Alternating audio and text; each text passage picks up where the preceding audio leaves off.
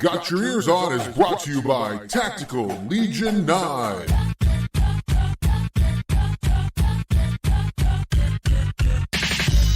All right, everybody, hello and welcome to this week's episode of Got Your Eers On. Guido here along with Johnson. Baseball's 3-0, Guido. Yes, baseball is 3-0.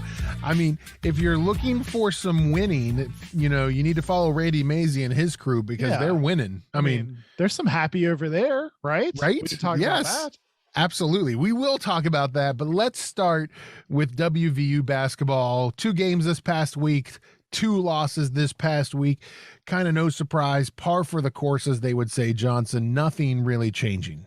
No, and Kansas State was one of those must wins. I think everyone had circled. Like, if you were a fan holding on to any hope for postseason play, well, as far as the NCAA tournament was concerned, I think you circled this game like, okay, let's just take care of this, and then maybe still have a chance of getting maybe 3 or 4 wins tacked on. And this was disappointing. And this was disappointing, I think, too. A lot of the talk here, Guido, around Gabe not playing.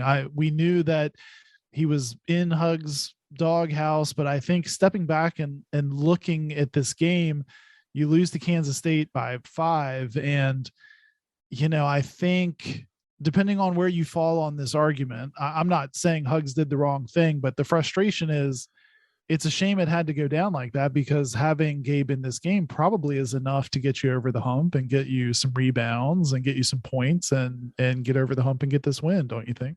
Well, I mean, I agree. I think having Gabe in the game would have helped with the win. I think Huggins, and I think this game proves it, Huggins has turned and he's looking for the future now. And he's proving that he's not going to put up with this. And that's what that's about. And he shouldn't have to. I mean, there's no argument there. I mean, he said post game in this game when they asked him, he said, look, there's no room in the program for Gabe's actions. And I think that's pretty standard for him. I don't think we expected anything less. So, Gabe didn't play. And unfortunately, they could have really used that oomph, I think, to get over the hump. Isaiah Cottrell goes for 13 in this game. And at one point we led by, I think, 10, and then they went on like a 10-minute scoring drought. So it was just another one of those, like, you're out in the offensive desert for half the second half and you don't get enough points. Well, and Jonathan, here's my question. And obviously, we don't have to belabor the point, but WVU loses to K-State, purple Kansas, and then they turn around and lose to blue Kansas a couple days later.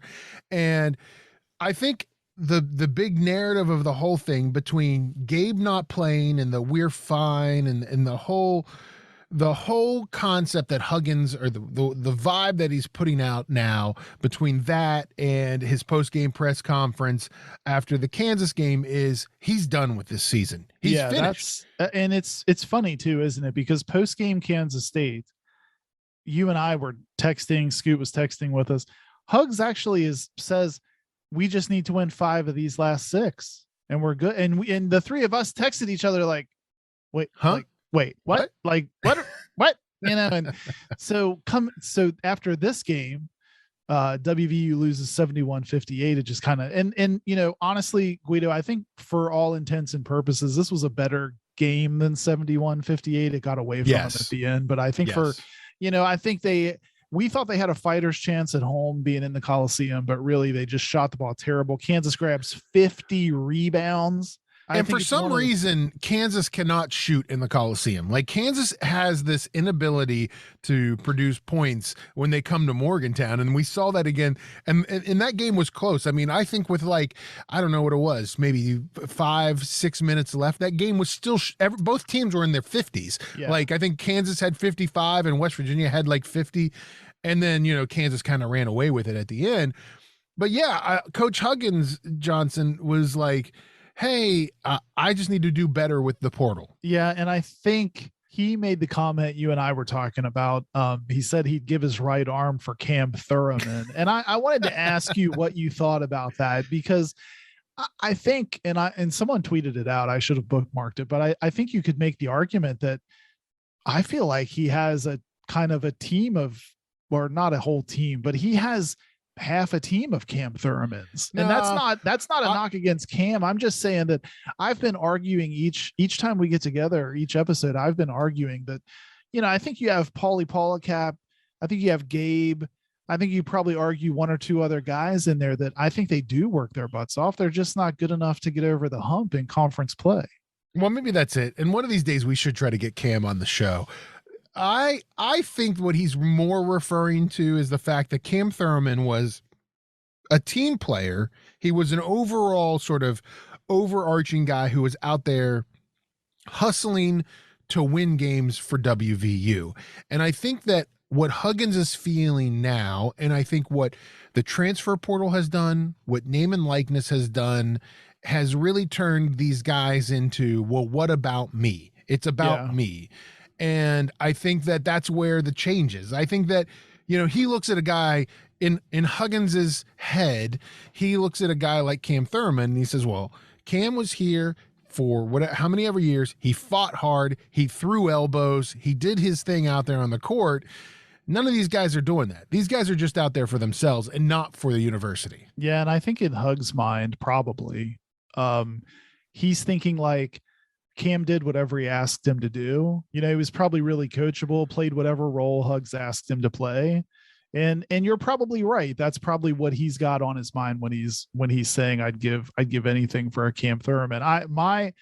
My thought though, in this game, once again, I think why Bill Self doesn't just throw it into David McCormick and let the big dog eat all game. I don't know why. Kansas goes spurts in this game where they forget they have David McCormick, but which was weird, and we were staying in it. But how about this tweet? I saved this tweet from, let's see, it's at N Arthur. WVU shot 27.9% tonight. That's the 16th worst shooting night for WVU since 1956. 3 of those have happened in the last 11 games. That's crazy. That is a crazy statistic. 11 of those have happened since 2008. That's like that nuts. whole tweet. I've read that tweet 3 times probably. And I'm just like, that's just crazy to me. 3 have happened in the last 11 games. Now, look, we play some top caliber defenses, right? But still, like, what are we doing? So I think when you talk about transfer portal and stuff like that, I think going into the offseason, we talked with Scoot a bit about what this team's going to look like next year. And I think the worry is it's even worse next season because you have such an exodus. You're going to have to replace these guys with the portal. So to me, like, yes, you may want some Cam Thurmans, and I respect that, but I'd love to find a Deuce McBride in there somewhere. I'd love to find, a couple of guys that can pour it in. Because this is just bad basketball to watch on the offensive side lately. So I don't know. It feels bad. And it is bad. It's not, I mean, it feels bad. It looks bad. It is bad. And that's the problem right now. And it's really hard.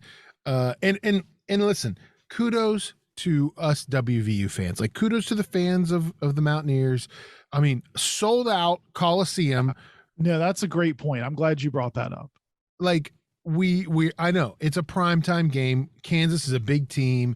It's great, but we stink. I'm not gonna beat around the bush. Like, we stink, and usually fans haven't thrown in the towel. They haven't. And usually when teams stink like this, Johnson, I mean, we've seen it with other teams, and we watch it all the time on Big 12. And that's what blows my mind about it. Is like, I'm sitting here and I'm watching us play K-State. I'm watching us go to the historic Gallagher-Iba Arena for Oklahoma State, and there's 4,000 people and 6,500 people. And here we are filling the Coliseum against Kansas, 14,000 people cheering for a team that again, at the end of the day, I felt like didn't have a breathing chance to win this game because of the way this team has been. Yeah, I think this game went largely the way we expected, but it was great to turn on the TV and see a full Coliseum. I love that. And kudos to those fans. And I think that tells you that if they can just get a little bit of oomph here, on the roster, man, the support is there. There's no questioning that. I think people aren't going anywhere.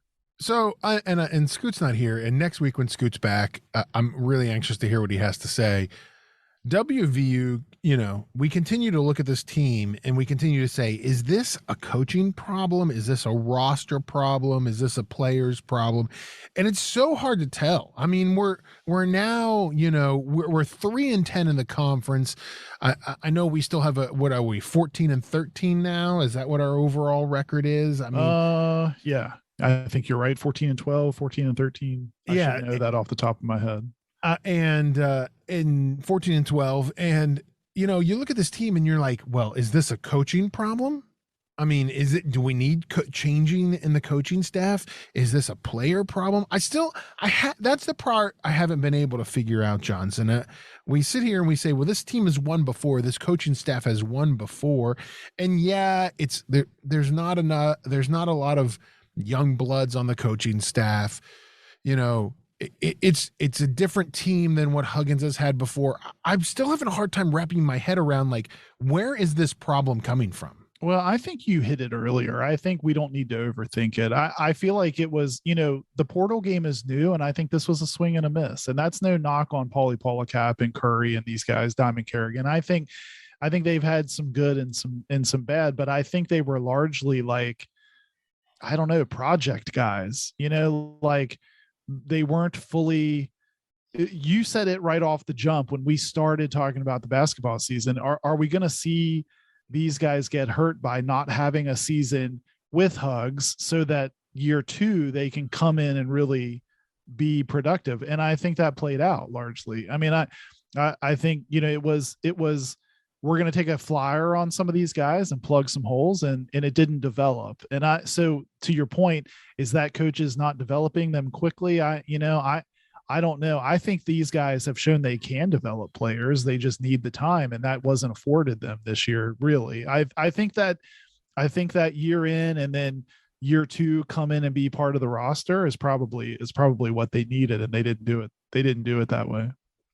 I guess some other things we should talk about before we kind of combine this with what we want to talk about with the football program is, once again, Bob Huggins, he's named a finalist for the Naismith Hall of Fame for 2022. Tell me if you've heard this one before. Yeah, I know. What is this, year 3, 4 in a row where he's made it? Like 3, right? And you know what I hate about it this year is it just feels a little dirty this year, Johnson. Yeah. It feels like sad trombone, doesn't it? It feels a little like, wah, wah. You're we're not having a great year, but now maybe is the year, and there's not a whole lot to celebrate. So, I mean, there's part of me, I know Huggins, Huggins has historically said he doesn't want to be elected to the Hall of Fame until after he retires. Yeah, right. I have to imagine that, Bob Huggins is sitting at home, having a little drink saying, gosh, man, I hope I don't get elected this year. How crappy would it be to be elected in a year where my team stinks, like on top of everything else? Yeah, that would be a disappointing way. But either way, I mean, it would still be an amazing award. So I'm still pulling. And Guido, I think this season is the season. I think it is the year they finally do the right thing. That's but what are you thinking? Do you think this is? I don't know. I don't want to think that. Like in the back of my head, like you're probably right, because that's such a West Virginia thing. I mean, we go back. Isn't it? We talk. It is. It really is. Like it's so us. Time Johnson. It's so us. It's like we stink this year, but hey, he gets into the Hall of Fame. Like, what are we doing? Fitting. Yeah. So the WVU also announced, and we talked about this before, they're going to be in the 2022 Phil Knight Legacy Tournament, which is going to be really cool. It's going to have Duke, Florida, Gonzaga. I mean, it's all major teams that are in there. Yeah, and it like immediately makes me nervous, right? Like, what is your reaction to that? Because we're sitting here talking about what is this team even going to, like, who's even going to be on this roster? And then Thanksgiving we're going to be like maybe running into Duke or Gonzaga or Xavier or somebody. I was thinking, Johnson, that I hope that we get Portland State in the first round. When I looked at the list, I was like, oh my gosh, of all those teams, like Portland State looks the most appetizing. Line to us me up against Portland State, please. Let's start there. But that's good for WVU. So not we need to kind of continue this conversation of WVU as an entity, as an athletic department, and their ability to handle and operate in this new world of transfer portal, because it used to be you transferred, you had to sit out a year. That doesn't happen anymore. Between the transfer portal world that we live in now and the name and likeness world, we saw it kind of rear its ugly head, Johnson, this week also in the football program, where more defensive backs are leaving WVU. Yeah, and we took another one of those like out of nowhere like right hooks on Twitter, didn't we? It was like out of nowhere Daryl Porter Jr. says, "Hey, I'm hitting the transfer portal," and it was another starter, so we used to remember the days, Guido, when we went, well, that guy didn't really play a whole lot, so we'll just nervously. You mean the days? You mean the days a year ago when we used to say, "Oh, well, that guy didn't play a lot, so remember when no big deal." Yeah, and you would hand wave it and go, "Well, he was a guy that was like third string." No, this is another, a la Drashawn Miller, Tyke Smith. You start to Jackie Matthews, maybe even you line Daryl Porter up there, and I think it was a weird like this came out.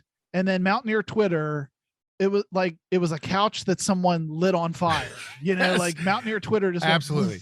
Yeah. This was one of those situations, Johnson, and I don't know how this. I mean, I have an idea, but I don't know how this happened. This like quickly went into like the Mad Max realm of Twitter, because it like went from like Daryl Porter Jr. announced he was leaving, and then Sam Brown chimes in, and Sam Brown's like, "Hey, the grass is greener, things are great, leave." And Tyke Smith's like, "Yeah, let's do this." And then all of a sudden, Darius Stills comes in, and he's like, "This is ruining college." And I was like, "Oh my gosh, like what is happening?" Everybody here? Comes in and has an opinion, and this one felt like Mountaineer fans on Twitter were like, "Not up in here, like not this one."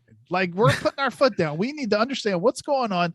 And there was someone, kind of speculated like with this other stuff that's going on and Sam Brown chiming in and these other guys chiming in, are they pointing out something toxic that's going on that we that's playing out in front of us? Scotty Young tweeted at one point that he hit the portal pre-NIL, so you can't blame it on that. And he said, quote, "It's bigger than ball," which was weird to me. Like, what do you do with that? And then TJ Simmons, who has he always cracks me up on Twitter because he puts his name in as he's a Scout's Dream on Twitter, which is great, but he always puts his name in as Le Fufu, which just cracks me. Like, I don't know what that is, and it's none of my business what that is, but it just cracks me up when I see him tweet as Le Fufu. But anyway, he tweets something, and at the end he was kind of saying like, "Look, everyone tries to figure this out." He said, "Hey, look, you're not going to figure it out." And that I wanted to ask you, Guido, that along with Scotty Young's, "Hey, it's bigger than ball." Like, honestly, I don't know what to make of all that. Like, why so cryptic? Like, why can't we figure it out? Let's figure it out. If it's like, let's figure it out. I don't get it.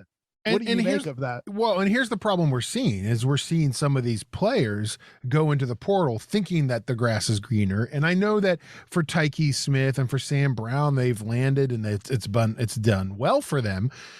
I think that, as Division I athletics go, it's taking these universities a while to catch up to speed to the money, to the functionality of name and likeness. And I think you're going to have this next generation. You're going to have and I think it starts this year, or maybe it started last year, of these recruits that they're going to make some of their collegiate decisions based on the financial, perspective for each of those schools. Yeah, how much money can they make? Yeah. And I think that the kids that are in school now, I think the Scotty Youngs, like he's saying, like committed before name and likeness came into place, like they're saying, "Hey, listen, we need to figure this out so we make our money." I think it's going to take WVU a few years to figure out how this works. The thing I'm concerned about Johnson and the whole ordeal of it, and you know, you've got the Ken Kendricks thing and the whatever they're calling it, the Mountaineer, I forget what they're calling it, but oh yeah, the Country Roads Trust, or yes, right. yeah. You've got all that. I think my biggest concern is that when you look at West Virginia, and let's just talk socioeconomically, the state of West Virginia, Sure. compared to, you know, Texas, compared to Alabama, compared to these bigger programs financially, you know, they're not going to have the backing that they need to get some of these kids in. I think that's where I'm concerned. It's just like, you know, if you ever wanted to be competitive to get the best players for the most amount of money, we're never going to fall into that sphere. Well, and I have the same concern, but if we step back a minute, do you think, and I'm just sort of thinking out loud here, I haven't really put enough thought into this, but this all coincidentally times around Jamil Adai just happens to get a new job at Miami, you know, right. Like my man crush moves down. So you're asking what is the percentage chance that Daryl Porter Jr. goes to like the Hurricanes? I'm just saying, like it, and I guess to step back a minute, let's think about when we were in the I'll call it the before times, like yeah. before NIL, before transfer portal. Do you think this plays out this way? And we're supposing a bit. So let's suppose, we don't know, but let's suppose that Daryl Porter Jr. ends up landing at Miami. Do you think that happens anyway in a before times scenario? Like, I love that coach. He's now at an interesting school to me. He maybe reaches out, and I guess, you know, some people were tweeting like tampering ? You know, like, right. is this like he just happens to suddenly get interested in the transfer portal? But I guess I'm just saying, do you think do we have recency bias and we're all losing our minds about NIL and transfer portal, and maybe this happens anyway in a scenario? No, I don't think it does. And here's why. So, you know, with name and likeness coming in place and the NCAA saying, hey, you know what, you don't have to sit out a year. Like, I think all of that combined has made it so that the NCAA becomes this entity that is worthless and doesn't have to do anything anymore. Like, they collect money from their associate institutions, but they don't have to do anything because it's not like there's any sort of policing of it. It's like a kid says, hey, I want to leave this school and go to the other school. Here's a bag of money. Have fun. And I think that's the problem I have with it. I think if you had name and likeness in place, but the old transfer rules were still put in and you had to sit out a year, I think that would change the game a little bit. Yeah, I do too. I do too. And I think that was probably the only thing keeping the floodgates from opening, that year penalty. And I think that's what Darius was saying too in his comment. It's like, it's fine if these, and I'm 100% on board with, listen, let these players, you know, get trucks from Toothman Ford and let these players eat pepperoni rolls or whatever it might be and get money for it. That's fine, but don't let them be able to transfer and leave on a whim with no consequences. Yeah, you know, you've gotten.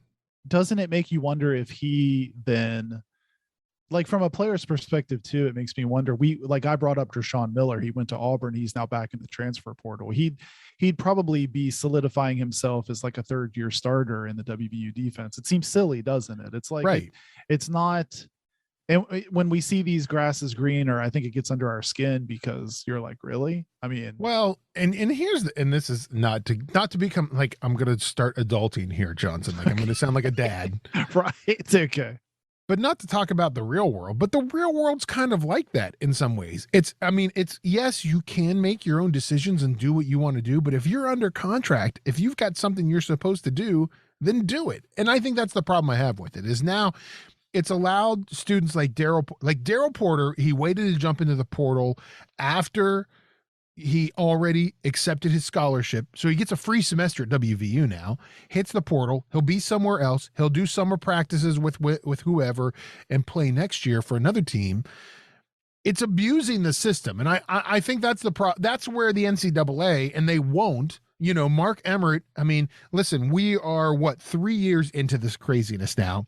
Yeah. And I swear, Mark Emmert is in Indianapolis, like hiding under a desk. Nobody's heard from him. When's the last time you saw him at a press conference? Right. Like he's like getting his checks from the NCAA and going fishing on the weekend. This is where I have a problem with the system. Is they need? Yes, I think the players needed to be compensated better than what they were for making these institutions so much money, but they can't. You have to balance the taking advantage of the whole situation, and I don't think they've done a good job of that. I feel like we're in the Wild West portion of this evolution, and I think do you think it cleans up? Do you think they change it and it gets better? Cleans up? I don't know, but I feel like it hasn't hit the rhythm that it will probably evolve into. Right now, it just seems like a free for all. Yeah, right. And it feels like there's a lot of coaches speaking out about it that aren't happy. I mean, who was it? Lane Kiffin was going at Jimbo, last week or whatever. So it feels like it's in this just everything goes situation now. And I have to imagine that I don't know what the length of time will be, but on the horizon, it will sort of calm a bit and make a little bit more sense. I think it will still be tough for the West Virginias of the world to compete with the teams you were naming earlier. I think, unfortunately, that's the reality of it. But right now, so someone tweeted out that WVU, has the unenviable lead in the Big 12 with 18 players transferring out of the program. So Tavis Lee is another one. He was a defensive lineman who hit the transfer portal. Now he's one of the more hand wavy ones, not that we want to see him go, but he's one of the more hand wavy ones, wasn't really seeing playing time, and you can kind of understand that. But here we are again talking about this had calmed down. This conversation had calmed down for a bit, but here we are now talking about how WVU leads in this stat we don't want to be leading in. And I guess it just makes me wonder, how does Neil Brown get this under control? We talked last week.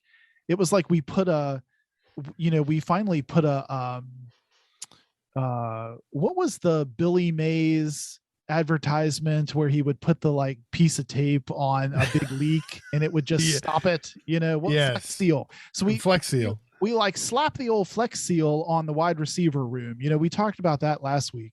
Now I feel like it's got to be crickets in an empty room over in the defensive backs, right? I mean, right. It has to feel that way. So I don't know. It feels like you just turn from one crisis to the next on this team, on this roster.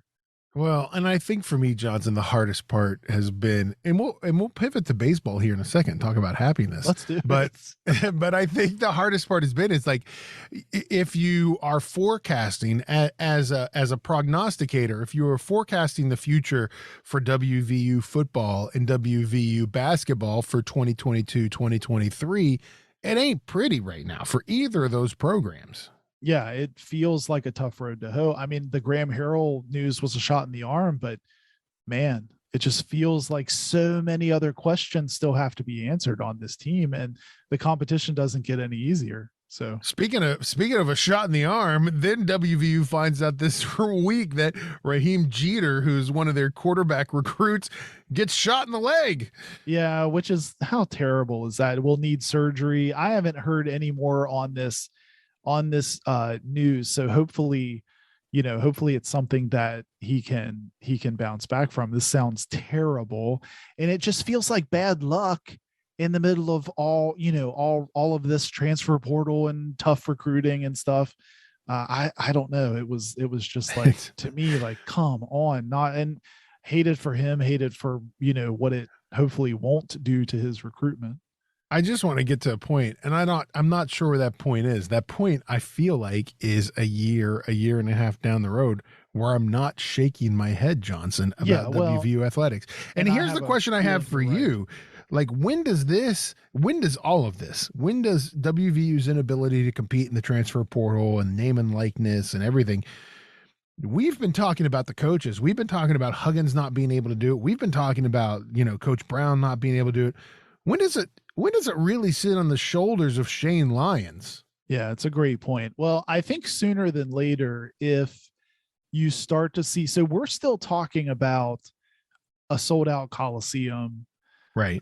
We're still talking about, think about when we met up in October to watch WVU, which felt like a lame duck WVU team play Texas. There's still 57,000 people in the stands. I mean, Right. I think if you're Shane Lyons, you've got to feel like you're on the precipice of, do I start to see some of that evaporate? And then I'm forced to be more involved in this. I think that's when it starts to fall on his shoulders. Don't you think?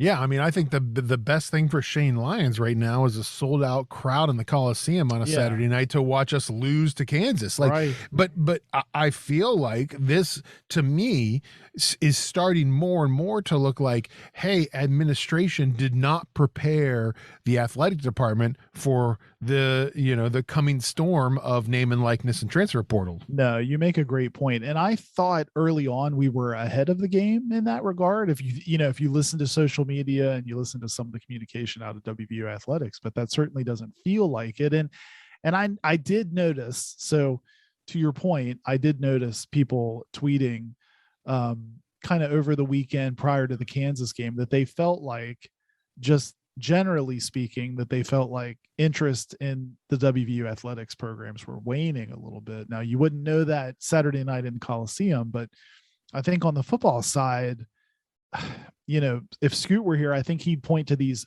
out of the gate games against Virginia Tech, Pitt, people like that. I think if you start to drop those and it starts to become apparent that you've got big holes in this roster because of transfer portal activity, then man, I don't ever want to show up to Mountaineer Field and see like 45,000 people in the stands, 40,000 people in the stands. That's going to be sad. I feel like Shane Lyons has a lot of headroom on that because WVU fans are WVU fans. And I think they're extremely loyal and they'll weather a lot of that, but man, it feels bad to see these moves on the football side.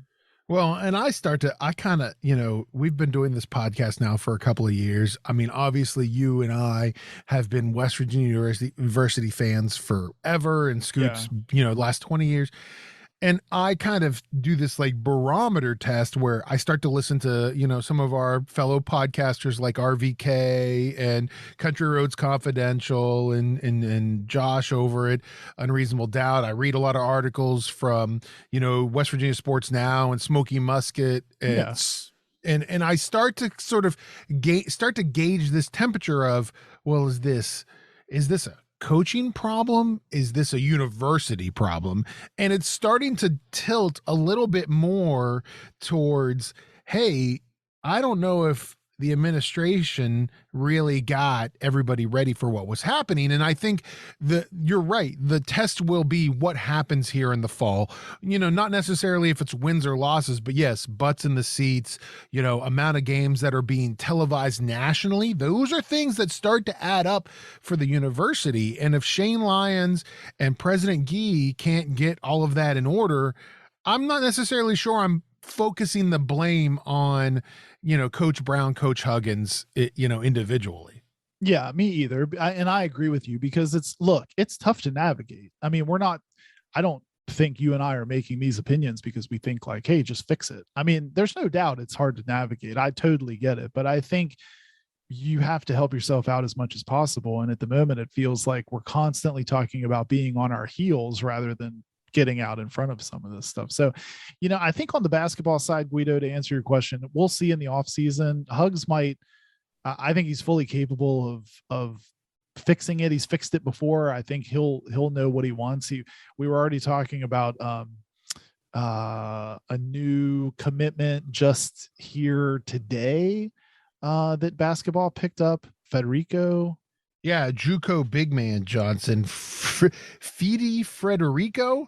Yeah. 6'10" guy. So I think, do you see Hugs on the basketball side, fill the holes in the roster that we're anticipating being there? And then on the football side, does Neil Brown either get another Graham Harrell type splash to come in and help with some of that stuff? Or, what changes does he make in the offseason? I think, unfortunately, time will tell. I just hope we don't fall too far behind that then we find, man, we can't catch up and we find ourselves, bottom of the barrel on the football side. Right. So it'll definitely be interesting. On the flip side of thing, Randy Mazey and the WVU baseball team has started their season off this past weekend 3-0 with a victory most recently over Central Michigan 10-0. Johnson looking pretty good to start the season. Yeah, and it looks really fun. It's fun to win. Like, it's fun to see a WVU Twitter account tweeting wins, and Hussey's first career hit is a grand slam. That was pretty exciting. I feel like, and I think he had back-to-back days where he hit home runs in these games. His dad Steven was out there videotaping and posting on Twitter all of his hits, and people were going crazy about it. So that was awesome to see him, really start off well. But yeah, a win on Friday night, 13-8 over Central Michigan, a number 16th ranked Central Michigan team as well. Let's make sure we mention that. Yeah. And then they play Kent State on Saturday and win 8-3, and then come back on Sunday and beat Central Michigan again 10-0. I mean, it's fun to see a WVU baseball team that's, amping up. Yeah, and they seem like they have some juice. I mean, I think if Scoot were here, he would probably say if the pitching holds up, they might be something special this year. I think JJ Weatherhold and Austin Davis had a pretty awesome opening day. I think I saw Jake, our buddy Jake Lance, had tweeted out they went like 6 for 10, multiple RBIs in that opening day win. So it looks like there's a lot of bright spots on Randy Mazey's roster. And I think, Guido, you and I were talking like, look, if we don't have Major League Baseball to watch, perhaps, then it's even more eyeballs on WVU baseball, I feel like. Yeah, I mean, what do people think? Like, do you think some of the players, I'm sure, like the Austin Davises of the world, will be like, hey, let's just do a WVU baseball podcast? Like, we don't need the other sports. Yeah, right. Come on. Grant Hussey's out there. Stephen Hussey posting stuff on his son. Grant Hussey's out there, as a freshman hitting home runs. Let's follow some baseball. Yeah, come on. I mean, and the good news is WVU baseball, you can watch a lot of it on TV. They play a lot on ESPN Plus if you are willing to pay for it and see it. But it could be fun to watch some collegiate baseball. And I think we've said this for a long time. Like, I know Randy Mazey's now been here for a while, but, the whole idea was for him to make WVU baseball relevant. And I think he's done a really good job of doing that, Johnson. Yeah. And I think there's an example. Doesn't that also feel like an example? So back to the other conversation we were just having, that Randy Mazey seems to, it feels like he recognizes and then fills the holes in his baseball roster, and he keeps putting a quality product on the field. So I feel like that's a good example of how it can be done and how he can be pretty consistent. I think, it's interesting when you talk about a down year for WVU baseball, past baseball, WVU baseball fans would be like, what are you talking about? That's not a down year. we still have a ton to root for. So, and I feel like that's the case this season.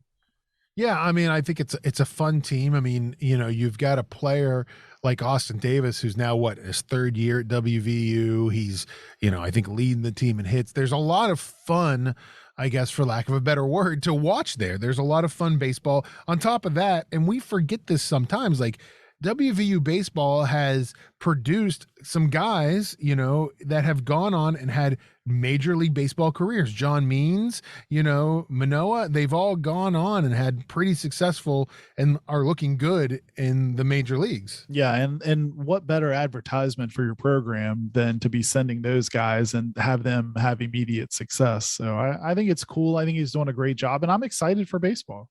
Yeah, I think we'll do a better job as a podcast following WVU baseball. I mean, we always report on it every season, but this year we'll try to do a little bit better job. I mean, We're baseball. And here's the thing. That's the funny thing. We do a podcast about WVU sports. We talk a lot about football and basketball, but you and me and Scoot, we're baseball guys. Yeah, that's the funny thing, is we're probably baseball guys first and then other sports, to be honest. So yeah, let's if nothing else, let's soothe our wounds from basketball season with some baseball, right?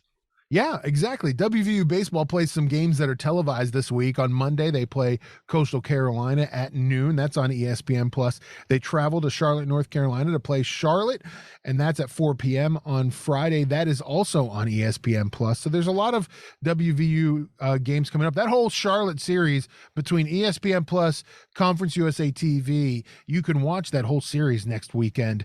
So definitely check it out. As for basketball, Johnson, we're still playing playing games. I mean, WVU basketball is still happening. We travel to TCU. We haven't played TCU yet. Maybe that's a good thing, right? Yeah. Well, and we saw Juwan Howard today throwing hands at a Wisconsin coach. Do you think Hugs would ever just get sick of TCU and just maybe throw some hands at Jamie Dixon sometime? Toss some fits at Jamie Dixon. I don't like your hair. I hate your hair, Judy Chop. That's right, Judy Chop. WVU plays TCU on Monday. That game is on ESPN Plus at 8 p.m. Then they go Wednesday to Iowa State. That game is on ESPNU in Ames. And they come back to Morgantown on Saturday to play Texas. That game's at 2 p.m. in the Coliseum. It's either on ESPN or ESPN2. Judging by the way we're playing, I'm guessing ESPN2. No offense, WVU. But It's a tough week for WVU to have to start Saturday playing a number 6 team, Kansas, and then travel to Fort Worth, travel to Ames, then back to Morgantown, 4 games in a week. I know Huggins probably isn't happy about that, but like we've said, I think Huggins has really changed his focus a lot and is starting to look more towards the future. I read a couple of articles, Johnson, and it pretty much said at this point, I mean, aside from winning out or doing something ridiculous, WVU is pretty much mathematically out of being in the NCAA conference or in the NCAA March Madness tournament. The NIT and those other tournaments, those invitationals are still on the table, and likely we'll get an invitation. We'll play in one of those because we bring fans and we bring eyes and people will watch. But we'll see what happens with WVU basketball as we move forward this next week. Johnson, I think that'll do it for us this week. I mean, is there anything we missed? Is there anything we didn't touch base on this week that we should have talked about? Is there any other happy WVU stuff? No, I think as in true fashion, normally as soon as we sign off, something dramatic happens in the sports world at WVU. Right. I think given our transfer portal, I'm hoping that's on the football side enough drama for a while. And do you feel like we can sneak out a few basketball wins here down the stretch? TCU, Iowa State, some teams on here that we would think in a normal season we could steal some victories from. What are you thinking here this week? I mean, it's so hard for me. It's so hard for me at this point to be able to pick a win. Basketball. We're in such a bad mood about it. Yeah. I mean, it really is. And I mean, do I think out of these last 5 games that they'll pull out a win? 5-6 games, they'll pull out a win. Yeah. I mean, I think mathematically it would make you think, they can win at least one of these, right? Like they're going to win at least one of these. It's hard for me I can't even look at the schedule and say which one they might win. I know it's tough. I think we get 1, if not 2 this week. I'll be honest, because I think people are just mad. I think they're just mad. And I think, I also wonder, might also take us for granted a bit coming into their house, because we're struggling a bit. So I think combine those 2 things together, I feel like you'll see at least 1 win this week. Yeah, and I also wonder that, like, now I feel like in a lot of ways, on a whole, the media has no focus on WVU. You're not hearing about them on College Game Day on Saturdays. You're not hearing any, even West Virginia media is sort of soft on them at this point. That takes a lot of pressure off of. Nobody expects them to win, so if they do win, that's great. Yeah, that's true. It's not like you have mounting pressure on your shoulders to get wins accomplished. So maybe you steal a few this week. I don't know. We'll see. I'm hoping so. Yeah, who knows? So other rumor is, Johnson, that Scooty may actually be back next week on the show. Yeah, I mean, we'll welcome him back. Like, oh, hey, remember Scoot? Like, remember this guy? Remember this guy? I mean, we'll see if he actually can return. I mean, he's still out there on the recruiting trail for the Ohio Valley volleyball prep league that he does. But I'm sure that next week he'll come back with a lot of insight that it will be weeks old and pretty stale by that point. All right. Well, listen, everybody. Had some time though to find some, a pick your ears or I can't believe my ears maybe for us. Let's look forward to that. Yeah, I would hope so. I would hope so. Well, listen, everybody, we're going to wrap it up for this week. Thanks for listening. Don't forget, you can find us online. Look for us on Instagram or Twitter at Got Your Ears. You can also search for us on Facebook. Just search Got Your Ears On. And listen, don't forget, check out our website. It's a great place to go and see things. It's gotyourearson.com, Johnson. Yeah, it's kind of our hub for everything. We'll post the latest show in blog form with all of our show notes, links to stuff you can click on further. You can click through to the merch store and check out the GYEO merch. And if you want to listen to the latest show via the TuneIn link, you can do that right on the sidebar. So check it out. Yeah, check it out, gotyourearson.com. And don't forget, you can text us or call us 304-518-GYEO. That's 304-518-4936. Give us a call. Let us know what you think. Tell us the good, the bad, how you're feeling. Maybe you'll end up on the show. So don't forget, text us, call us on that number, 304-518-4936. Well, thanks everybody for listening. We'll be back next week with another show. You've been listening to Got Your Ears On.